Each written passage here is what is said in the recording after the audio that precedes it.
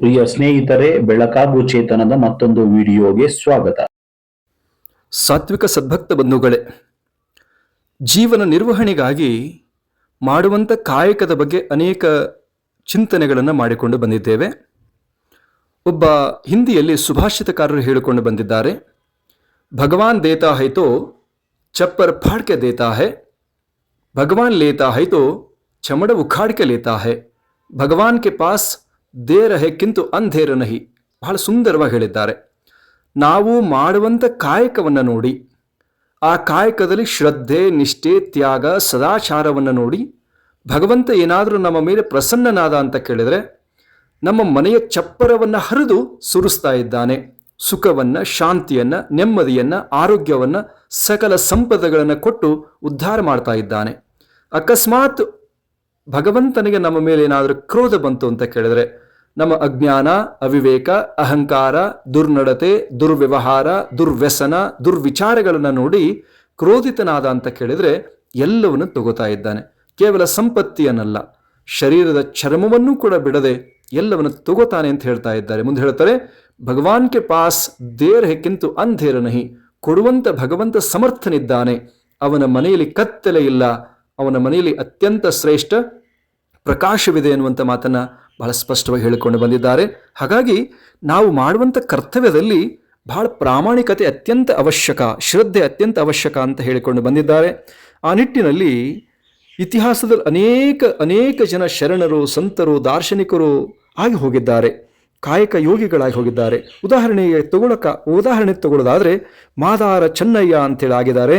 ಅವರು ಮಾಡುವಂಥ ಕಾಯಕ ಕಾಂಚಿಯ ಕರಿಕಾಳ ಚೋಳನ ಅಶ್ವಶಾಲೆಯಲ್ಲಿ ಕುದುರೆಗಳಿಗೆ ಹುಲ್ಲನ್ನು, ಮೇವನ್ನು ಒದಗಿಸುವಂಥ ಕಾಯಕವನ್ನು ಅತ್ಯಂತ ಪ್ರಾಮಾಣಿಕವಾಗಿ ಮಾಡಿದ್ದಾರೆ.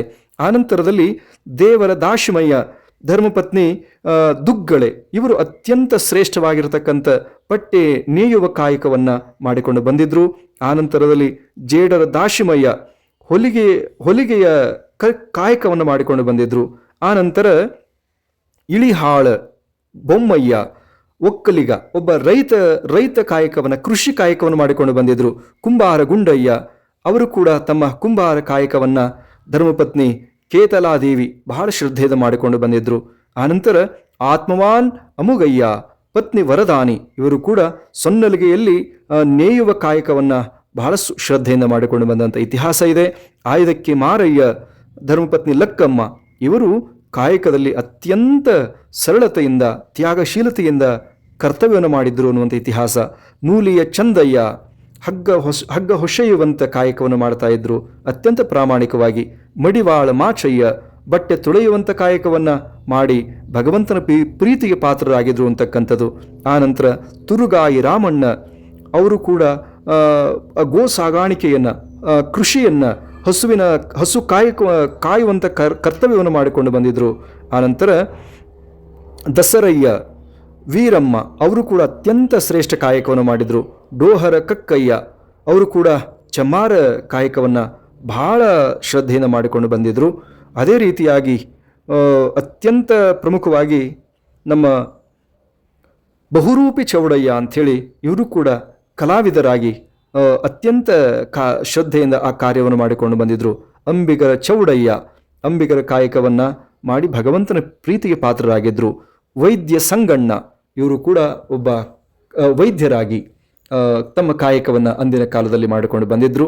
ಅಂದರೆ ಇತಿಹಾಸದಲ್ಲಿ ಇವರೆಲ್ಲರೂ ಕೂಡ ಅತ್ಯಂತ ಪ್ರಾಮಾಣಿಕವಾಗಿ ಅದು ಕಾಯಕವನ್ನು ಮಾಡಿದರು.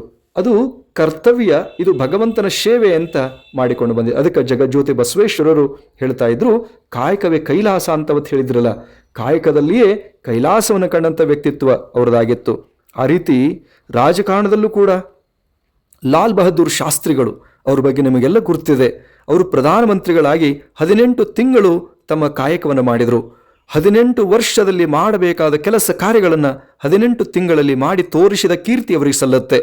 ಒಂದು ಇತಿಹಾಸ ಬರುತ್ತೆ, ಅವರ ಮಗ ನೌಕರಿಗಾಗಿ ಹೋದಾಗ ಅವ್ರು ಹೇಳ್ತಾರೆ, ನೀನು ನನ್ನ ಹೆಸರನ್ನು ಬಳಸುವಂತಿಲ್ಲ, ನನ್ನ ಪರಿಚಯವನ್ನು ಮಾಡುವಂತಿಲ್ಲ, ನನ್ನ ಬಗ್ಗೆ ಹೇಳಿ ನೀನು ನೌಕರಿಯನ್ನು ಕೇಳುವಂತಿಲ್ಲ ಅಂತ ಹೇಳಿ ಷರತ್ತುಗಳನ್ನು ಹಾಕಿ ಮಗನನ್ನ ಕಳಿಸಿಕೊಟ್ಟಿದ್ರು ಅನ್ನುವಂಥ ಇತಿಹಾಸ ಬರುತ್ತೆ.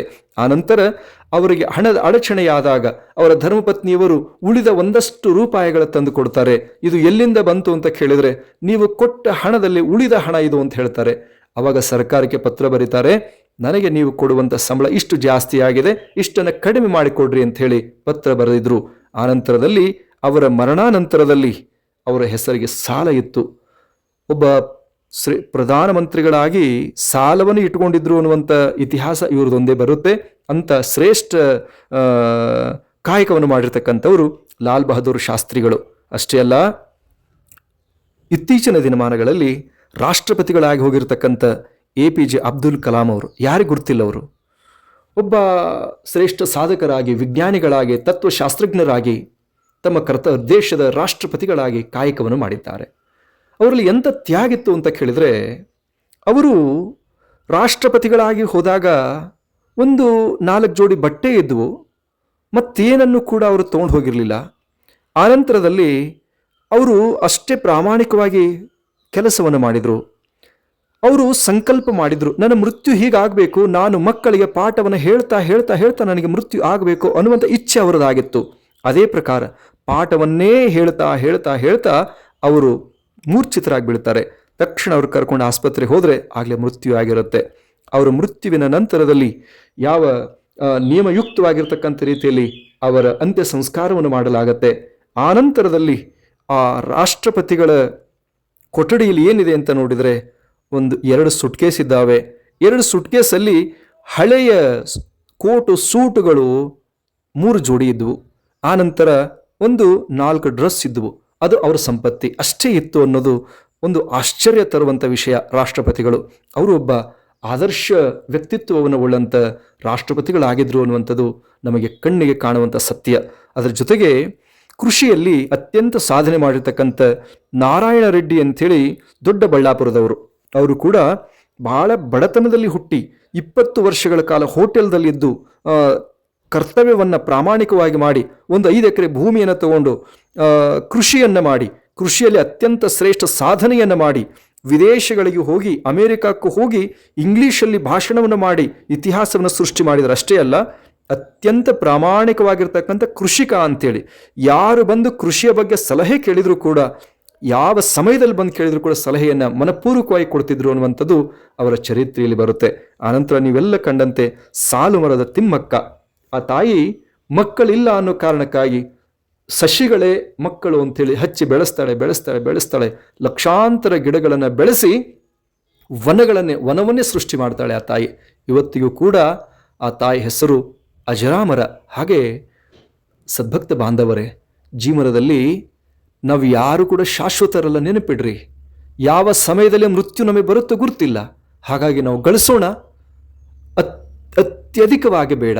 ಯಾರದೋ ಹೊಟ್ಟೆಗೆ ಹೊಡೆದು ಗಳಿಸೋದು ಬೇಡ, ಯಾರೋ ತಿನ್ನೋ ಅನ್ನವನ್ನು ಕಸಿದು ಗಳಿಸೋದು ಬೇಡ, ಯಾರದೋ ಮೇಲೆ ಸುಳ್ಳು ಆರೋಪವನ್ನು ಹೊರಿಸಿ ಗಳಿಸೋದು ಬೇಡ, ಯಾರದೋ ಸಂಪತ್ತಿಯನ್ನು ಕಸಿದು ಗಳಿಸೋದು ಬೇಡ, ಯಾರದೋ ಆಸ್ತಿಯನ್ನು ನಾವು ಮೋಸದಿಂದ ಗಳಿಸೋದು ಬೇಡ, ಯಾರದೋ ಸಂಪತ್ತಿಯನ್ನು, ಆಸ್ತಿಯನ್ನು, ಹೆಸರನ್ನು, ಕೀರ್ತಿಯನ್ನು ಮೋಸ ಅನ್ಯಾಯದಿಂದ ಗಳಿಸೋದು ಬೇಡ. ಆ ಅನ್ಯಾಯದ ಸಂಪತ್ತಿ, ಪಾಪದ ಸಂಪತ್ತಿ ಯಾವ ಕಾರಣಕ್ಕೂ ನಮ್ಮ ಜೊತೆಗಿರಲ್ಲ ಅನ್ನೋದನ್ನು ಯಾರು ಕೂಡ ಮರಿಬಾರದು. ಅದಕ್ಕೊಂದು ಸಣ್ಣ ಘಟನೆ ಹೇಳೋದಾದರೆ, ಒಂದು ಕಡೆಗೆ ಒಂದು ಅರಮನೆಗೆ ಬೆಂಕಿ ಎತ್ತಿ ಉರಿತಾ ಇರುತ್ತೆ. ಒಂದು ಪಕ್ಷಿ, ಸಾಕಷ್ಟು ಜನ ಆ ಬೆಂಕಿ ಆರಿಸುವ ಕಾಯಕವನ್ನು ಮಾಡ್ತಿರ್ತಾರೆ. ಒಂದು ಪಕ್ಷಿನೂ ಕೂಡ ಒಂದು ಸಣ್ಣ ಬಾವಿಯಲ್ಲಿ ಹೋಗಿ ಮುಳುಗಿ ಆ ರೆಕ್ಕೆಗೆ ಅಂಟಿರುವಂಥ 4-6 ಹನಿಗಳು ತಂದು ಆ ಹತ್ತಿದ ಬೆಂಕಿ ಆರಿಸೋ ಪ್ರಯತ್ನ ಮಾಡುತ್ತೆ. ಅಲ್ಲಿರುವಂಥ ದೊಡ್ಡ ದೊಡ್ಡ ಹಕ್ಕಿ ಪಕ್ಷಿಗಳು ನೋಡಿ ನಗುತ್ತೆ.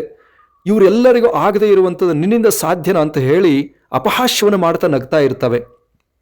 ಆವಾಗ ಪಕ್ಷಿ ಹೇಳುತ್ತೆ, ಈ ಅರಮನೆಗೆ ಹತ್ತಿದ ಬೆಂಕಿಯನ್ನು ಆರಿಸುವೆ ಎನ್ನುವ ಅಹಂಕಾರ ನನ್ನಲ್ಲಿಲ್ಲ, ಅದನ್ನು ಆರಿಸ್ತೇನೋ ಅಹಂಕಾರ ನನಗಿಲ್ಲ, ಇದು ನನ್ನ ಪ್ರಯತ್ನವಷ್ಟೇ.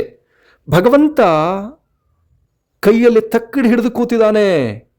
ಪಾಪ ಪುಣ್ಯ, ಧರ್ಮ ಅಧರ್ಮ, ನ್ಯಾಯ ಅನ್ಯಾಯ, ನೀತಿ ಅನೀತಿಯನ್ನ ಅವನು ತೂಗಿ ನೋಡ್ತಾನೆ, ಅವನು ಬರೀತಾನೆ. ಯಾವುದೇ ಕಾರಣಕ್ಕೂ ಕೂಡ ಯಾರು 3 ಪ್ರಕಾರ ಲಿಸ್ಟ್ ಮಾಡ್ತಾನೆ. ಬೆಂಕಿ ಹಚ್ಚಿದವರಾರು, ಹತ್ತಿದ ಬೆಂಕಿಯ ಆರಿಸಲು ಪ್ರಯತ್ನಿಸಿದವರಾರು? ಹತ್ತಿದ ಬೆಂಕಿಯನ್ನ ನೋಡಿ ನಗುತ್ತ ಕೂತವರಾರು? 3 ಲೀಸ್ಟ್ ಆಗತ್ತೆ. ನಾನು ಬೆಂಕಿ ಹಚ್ಚಿದವರ, ನಗುತ್ತ ಕೂತವರ ಲೀಸ್ಟಲ್ಲಿ ಬರಲಿಕ್ಕೆ ಒಲ್ಲೆ, ಆರಿಸುವವರ ಲೀಸ್ಟಲ್ಲಿ ನಾನು ಬರಲಿಕ್ಕೆ ನನಗೆ ಇಚ್ಛೆ ಇದೆ ಅಂತ ಹೇಳುತ್ತೆ. ಹಾಗಾಗಿ ಸದ್ಭಕ್ತ ಬಾಂಧವರೇ, ನಾವು ಭಗವಂತನ ಕಣ್ಣಿನಿಂದ ತಪ್ಪಿಸ್ಕೊಳ್ಳೋಕೆ ಸಾಧ್ಯ ಇಲ್ಲ. ಇವತ್ತು ತಾವೆಲ್ಲ ಕಾಣ್ತೀರಿ, 100 ಕೋಟಿ 500 ಕೋಟಿ 1000 ಕೋಟಿ 10,000 ಕೋಟಿ ಗಳಿಸಿ ಗಳಿಸಿ ಗಳಿಸಿ ಎಷ್ಟು ಗಳಿಸಿದ್ರೂ ಕೂಡ ಆ ಮನುಷ್ಯ ತಿನ್ನಬೇಕಾಗಿದೆ ಅನ್ನ, ಅದೇ ಆಹಾರ ಪದಾರ್ಥ. ಬಹಳ ಸಂಪತ್ತಿ ಐತೆ ಅಂತೇಳಿ ಬಂಗಾರ ಬೆಳ್ಳಿ ಒಡವೆಗಳು ತಿನ್ಲಿಕ್ಕಾಗಲ್ಲ. ಬಹಳ ಸಂಪತ್ತಿ ಐತೆ ಏನು ಮಾಡ್ಲಿಕ್ಕಾಗಲ್ಲ. ಹಾಗಾಗಿ ನಾವು ನೆನಪಿಡಬೇಕಾಗಿದ್ದು ಏನು ಅಂತ ಕೇಳಿದರೆ, ಬಹಳ ಲಕ್ಷ್ಯ ಕೊಟ್ಟು ಕೇಳ್ರಿ. ಭಗವಂತ ಒಪ್ಪುವಂತೆ ನಮ್ಮ ಕಾಯಕವನ್ನು ಮಾಡೋಣ, ನಮ್ಮ ಬದುಕು ಸಾರ್ಥಕವಾಗತ್ತೆ ಅನ್ನುವಂಥ ಮಾತನ್ನು ತಿಳಿಸಿ ಈ ಸಂದೇಶಕ್ಕೆ ವಿರಾಮ ಕೊಡ್ತೇವೆ. ಓಂ ಶಿವಂ ಭೂಯಾತ್.